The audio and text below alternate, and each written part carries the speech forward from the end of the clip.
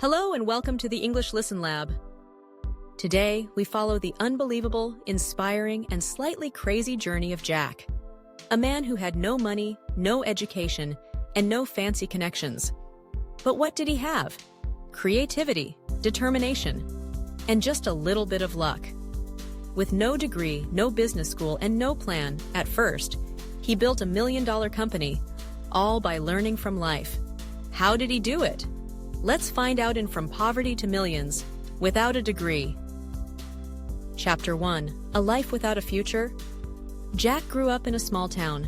His family had no money. School? Not an option. Future? Not looking great. Most people in his town worked in factories or farms. Jack tried both. He failed miserably.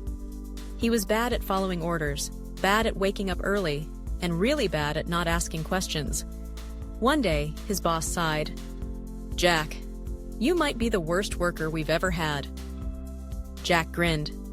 "Then maybe I should work for myself." The boss laughed. Jack wasn't joking. Chapter 2. Learning from Life. Jack had no books, no school. So he made the world his classroom. He watched how businesses worked, how people spent money, how some got rich, and others stayed poor. One day, he saw a man selling homemade lemonade. The lemonade was terrible, but the man made lots of money because he was a great salesman. Jack had an idea.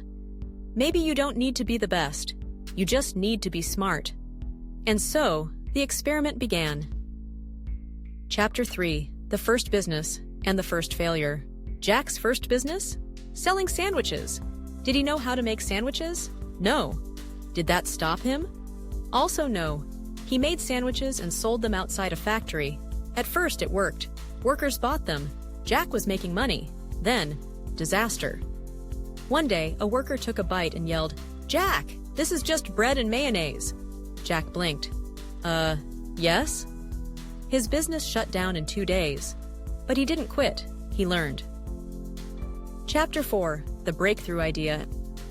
Jack failed many times. Too many. Failed at selling sandwiches, failed at fixing bicycles, failed at washing cars. Turns out, soap is important. Then one day, he noticed something. Everyone in town needed cheap, fast food.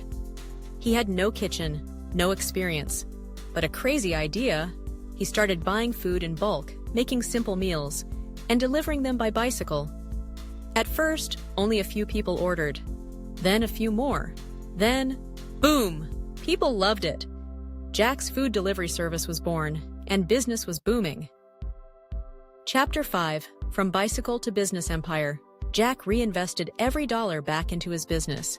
He hired workers, bought more bicycles, expanded to nearby towns. Soon he wasn't just delivering food. He was delivering groceries, clothes, even electronics. One day, a customer asked, "Jack, how did you build all this?" Jack grinned. By making a lot of mistakes. His company was now worth millions, and he did it without a degree. Chapter 6. The Competition Strikes Back. Jack's business was booming. His food delivery service was the talk of the town. But then, trouble. A big company saw Jack's success and decided to crush him. They had money, they had ads, they had fancy apps. Jack? He had a bicycle and determination. His friends panicked. "Jack, they're too big. We can't win." Jack smiled. "We don't need to be big. We just need to be better." And so, the battle began. Chapter 7. The Smartest Move Ever. Jack knew he couldn't outspend the competition, so instead, he outsmarted them. He introduced super-fast delivery. While the big company made people wait, Jack's team delivered food in 15 minutes or less. He also added a personal touch. Customers got handwritten thank you notes.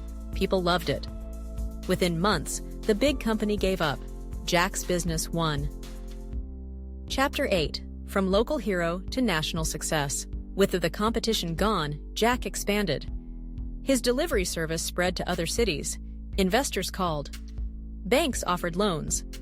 Everyone wanted a piece of his business. But Jack had a rule. No investors, no debt. We grow the smart way. And it worked. Soon, his small delivery service became a nationwide brand.